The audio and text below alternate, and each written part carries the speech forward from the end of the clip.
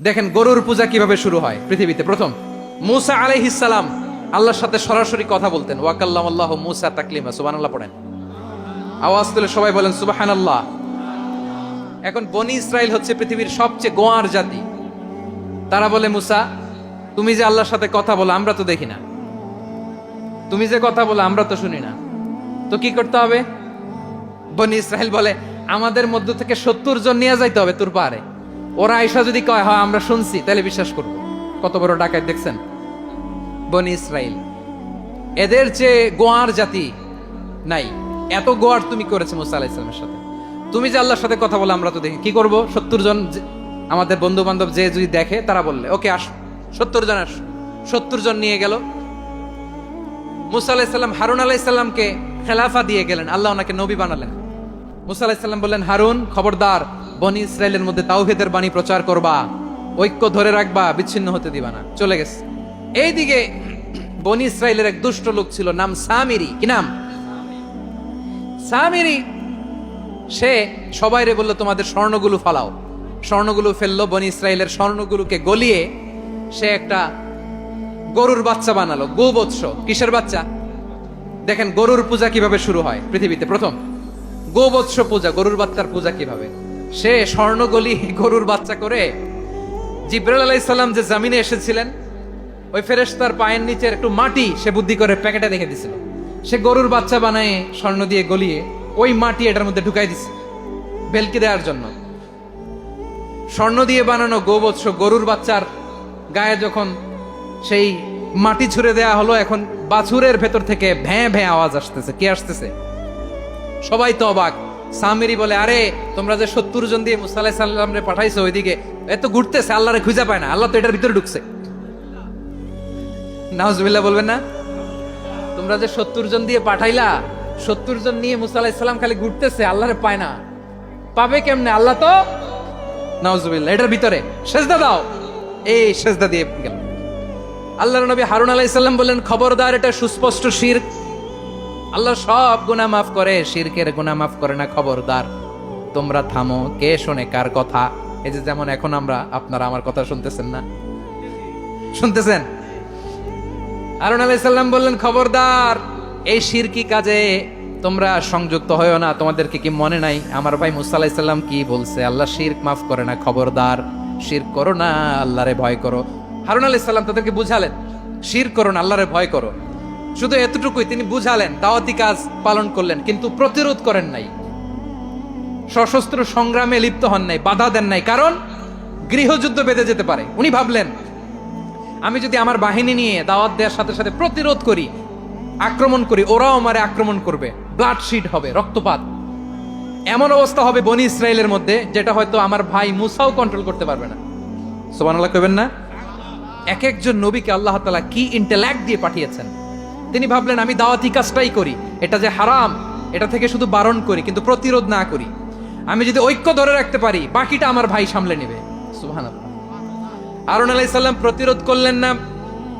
বনি ইসরাইলের মধ্যে গৃহযুদ্ধ বেঁধে যাওয়ার আশঙ্কায় প্রতিরোধ করলেন না, আক্রমণ করলেন না, শুধু দাওয়াত দিলেন।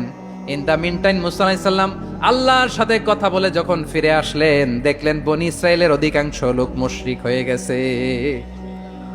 মুশরিক হয়ে গেছে। মূসা আলাইহিস সালাম রেগে গেলেন। রেগে প্রথমে বনি ইসরাইলদেরকে অ্যাটাক না করে ভাইয়ের দাড়ি ধরলেন। হারুন আলাইহিস সালামের দাড়ি আর চুল। মেজাজি নবী ছিলেন। হারুন, তুমি কি করলা? তোমার কি দায়িত্ব দিয়ে গেলাম, তুমি কি করলা? তুমি থাকতে বনি ইসরাইল কেমন করে শিরকের কাজে নিমজ্জিত হয়ে যায়? সাইয়েদনা হারুন আলাইহিস সালাম বললেন, ইন্নী, কোরআন সাক্ষী, কোরআন থেকে কোট করছি, ইন্নী খাশিতু আন তাকুলা ফাররাকতা বাইনা বানি ইসরাঈল ওয়া লাম তারকুব কওলি। ও আমার ভাই, আমার দাড়ি ধরবেন না, আমার মারবেন না।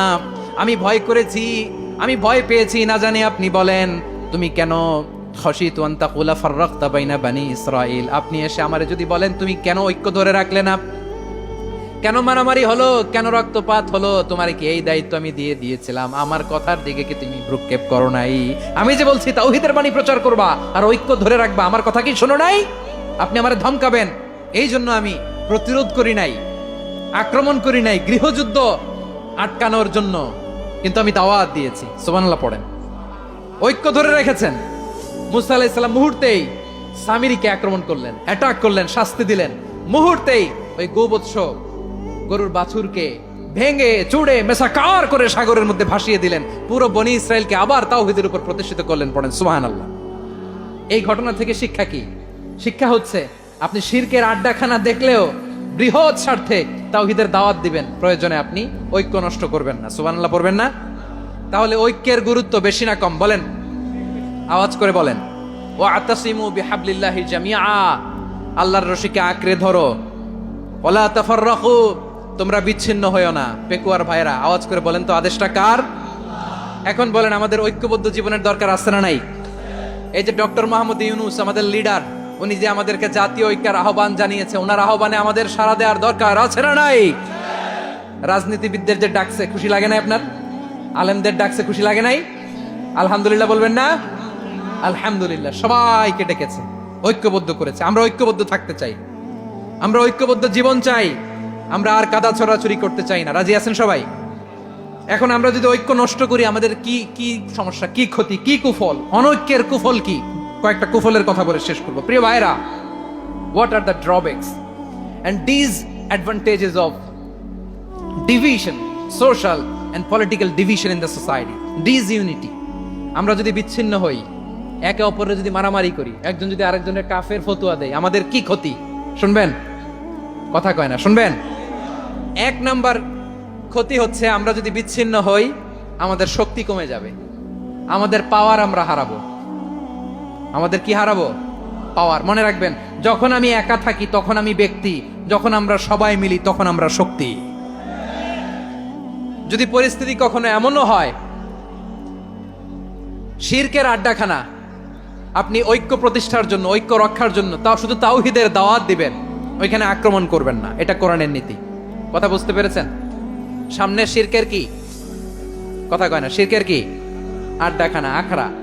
কিন্তু ঐক্য বজায় রাখার জন্য, গৃহযুদ্ধ এড়ানোর জন্য আপনি শুধু এটা যে শিরক, এটা হারাম, এটা থেকে তোমরা বেঁচে থাকো, শুধু দাওয়াত দিবেন, আপনি আক্রমণ করবেন না। এটা কোরআনের বিধান।